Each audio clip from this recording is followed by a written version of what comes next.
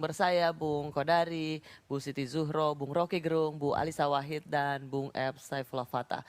Di bagian ini saya ingin mendapat gambaran dari Anda semua tentang perolehan suara by quick count saat ini yang unggul tuh kalau dilihat hanya 8 partai yang bisa masuk ke parlemen so far. 4 yang bersama paslon Prabowo Gibran dan 4 di luarnya. Jadi 50-50 ke perolehan kekuatan suaranya. Pertanyaan saya pertama pada Bung Rocky, apakah kita bisa menyambut baik perolehan suara di Pileg karena ada beda selera antara pemilihan presiden dan pemilihan partai politik. Ada trust yang berbeda, Bung Rocky. Ya kita berharap seharusnya mereka yang kalah itu ambil posisi oposisi itu. Selalu ada jarak antara election dan decision itu. Yang dipilih dan keputusan beda itu. Tetapi kita lihat sosiologi dari Nasdem misalnya itu. Bisa nggak Nasdem secara total mau beroposisi karena dia kalah itu. Di belakang Nasdem ada Kapital. Di belakang Kapital ada konco-konco. Jadi agak susah sebetulnya. PDIP apalagi itu kan. Jadi kalau kita bilang PDIP beroposisi pada Jokowi, bagaimana mungkin itu kan. Orang akan anggap, yuk Anda kan dulu sama aja kelakuannya.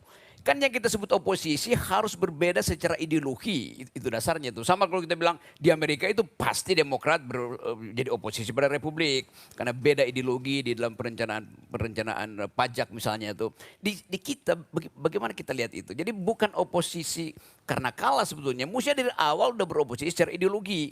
Kan itu dasar dari oposisi kan. Kalau sekarang juga jadi percuma. Tetapi kalau memang ada niat untuk beroposisi, lakukan sesuatu yang radikal dari awal itu. PDIP beroposisi pada Jokowi bukan karena programnya berbeda, loh programnya sama. Jadi apa yang mesti dilakukan oleh PDIP sebagai benchmark untuk oposisi? Ya maksulkan Jokowi.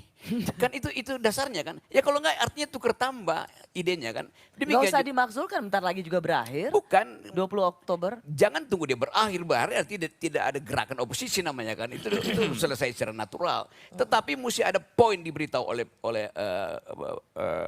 PDIP kami oppose Jokowi bukan karena kami berbeda program tapi karena dia melanggar konstitusi itu dasarnya tuh supaya ada pelajaran moral tuh sama seperti kita bicara tadi soal dirty vote segala macam. Ya memang gunanya untuk ke depan. Jadi pelajaran moral itu mesti dibuat sekarang supaya Gen Z itu di 2009 tahu bahwa oh ini hukuman dari PDIP terhadap kadernya yang betul-betul memalukan kan. Cuman itu orang mau lihat kan. Jadi bukan oposisi yang pragmatis lagi. Jadi Ya, tapi percuma kita kalau bilang oposisi. Anda mengatakan dengan terminologi makzulkan Presiden Jokowi, Iya. itu dari presiden atau dimakzulkan dari partai politiknya, dari PDI Perjuangan? Ya PDIP mempelopori gerakan pemaksulan itu. Itu Impeachment. impeach saja kan. Kan itu tanda bahwa dia beroposisi pada Jokowi. Bukan tukar tambah. Bagaimana misalnya kalau Pak Prabowo tawarkan ke PDIP dapatnya 8 itu. Mau beroposisi dia. Jokowi bilang jangan 8, 2 aja tuh. Diterima juga akhirnya tuh. Jadi sebetulnya oposisi itu adalah batas etik di dalam politik itu. Cuman ini bukan saran yang agak terlalu diawang-awang dan Lo memang ngaco mesti di ya? awang-awang karena problem kita ada di awang-awang memang kan. Kalau di bumi bisa tukar tambah. Jadi itu aja kan. Mumpung kita masuk di dalam keadaan semacam ini lalu jadi temanya begini nih. Orang mau ingat kenapa PDIP mengambil posisi oposisi. Karena ada pengkhianatan di situ tuh. Dasar dari oposisi PDIP ada karena pengkhianatan. Nasdem mungkin beroposisi hanya untuk tukar tambah karena masih ada proyek-proyek yang mesti dia selesaikan. Kontrak-kontrak bisnis dia kan. Jadi beda kasusnya kan. Oke. Jadi sebetulnya poin kita hari ini adalah ucapkan sesuatu supaya publik mengerti bahwa kemarahan PDIP itu bukan sekedar kemarahan elektoral tapi kemarahan Bagaimana kalau moral. itu dilakukan dan orang akan melihat PDIP ini baperan hanya karena dikalahkan oleh kadernya dan kemudian dia membuat satu goro-goro yang Ya bagi karena bangsa itu ini. Itu jadi PDIP kelihatan mesti PDIP jadi kayak anak kecil dong. dia jadi anak kecil kalau dia tidak melakukan radical break dengan Jokowi. Kan justru yang orang mau lihat ada radical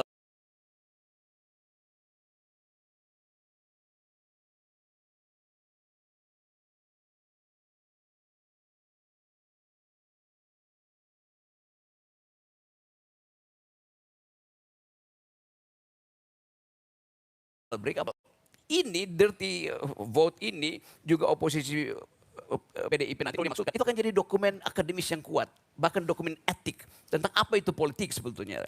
Kalau sekarang tetap aja ya ini hari-harian aja, tukar tambah kecil-kecilan kan. Ya. Jadi Tidak ada mesti ada sesuatu. radical break. Bung Kodari, apakah gagasan politik ini sesuatu yang menurut Anda memang harus diwaspadai atau sulit dikerjakan? Gagasan politik yang mana? Yang dikatakan oleh Bung Rocky, menjadi oposisi sejak sekarang, impeach Presiden Jokowi. Kalau lihat pernyataan-pernyataan yang keluar dari PDI Perjuangan sih saya kira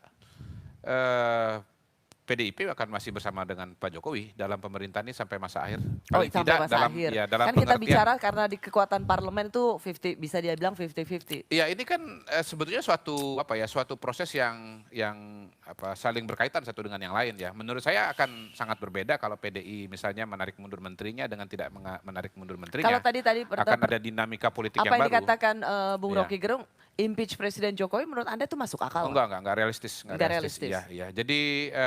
Jadi saya kan seorang realis ya, balik lagi saya seorang realis. Saya orang bumi, bukan orang langit kayak beliau gitu. Jadi menurut saya semua masalah sudah diselesaikan di bumi. Nggak bisa kita menyelesaikan masalah di bumi dengan utak-atik di langit, itu nggak bisa.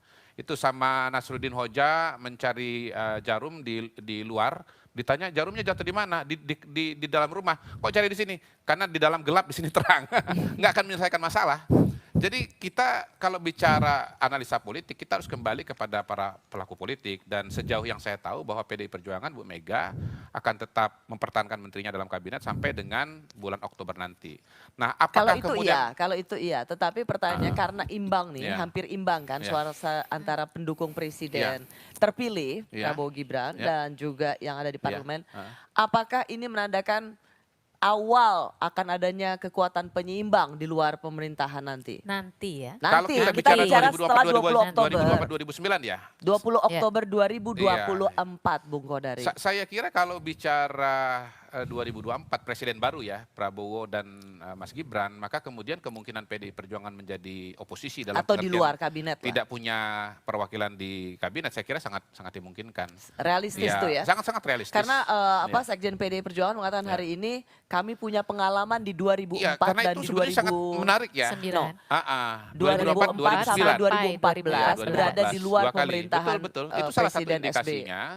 Dan sebetulnya ini menarik karena kita kan kemungkinan akan mendapatkan divided government karena pemenang di eksekutif dengan pemenang di legislatif itu partai berbeda. Saya sendiri sebetulnya masih agak menahan diri untuk menunggu hitungan final sampai dengan kursi ya. Karena memang secara suara kelihatannya konsisten PDI itu di atas Golkar. Tetapi jangan lupa bahwa PDI itu kekuatannya dominan di Jawa. Yang kursinya itu satunya tuh sekitar 300.000 suara. Sementara Golkar cenderung kuat di luar Jawa yang satu kursinya itu sekitar 200.000 suara. Jadi Golkar itu biasanya kursinya lebih tinggi daripada suaranya. Jadi perolehan suaranya Betul. lebih Jadi kita besar, harus sangat tapi hati-hati menunggu. kursinya. Nah, karena nanti kan yang akan jadi Ya, ketua tapi DPR. itu kan akan adalah yang mempengaruhi kursinya siapa paling ketua besar. DPR. Kalau Iya, saya kan bertanyanya siapa kekuatan potensi mereka yang Gini, stay maksud saya begini, akan di luar penting pemerintahan itu Prabowo penting. Gibran. Kenapa? Karena nanti kursi terbesar ya akan jadi ketua DPR. Dia akan jadi speakernya untuk DPR. Ya, kenapa, Bayangkan Bung ya Rocky? kalau nanti speakernya adalah Golkar dengan speakernya adalah PDI, menurut saya dinamikanya akan berbeda loh. Apa di mana bedanya? Gini. Oke, Bung Rocky. Saya tadi terangkan dalil oposisi itu bukan dalam hitungan kuantitatif itu. Ini soal kualitatif. Beroposisi dari basis yang paling radikal kan. Coba bayangin misalnya Ibu Mega dendam pada Jokowi tapi bisa ditukar tambahkan dengan kursi. Padahal Ibu Mega mestinya menganggap bahwa kandang banteng di Jawa Tengah itu berubah menjadi kolam cebong. Bayangin coba tuh pindah paradigma begituan. Terus Ibu Mega bilang oke, itu biasa aja, itu realis sebetulnya tuh. Loh ini banteng jadi cebong itu bukan realis, itu perubahan kualitatif itu dasarnya tuh. Jadi sampai di situ ukuran oposisi itu. Kecuali memang ada transaksi, saya nggak urusan dengan transaksi tuh. Saya mau pakai dalil itu supaya jadi absolut. Beroposisi artinya terhadap nilai, itu dasarnya. Oke, dan Anda sedang memprovokasi Bu Mega. Sangat. Oke. Dengan sangat sadar. Hah? Dengan sangat sadar. 10 tahun pemerintahan Presiden Jokowi nyaris tanpa penyeimbang yang berarti, termasuk di Senayan. Apa pelajaran yang dipetik? Kami kembali saat lagi. Saya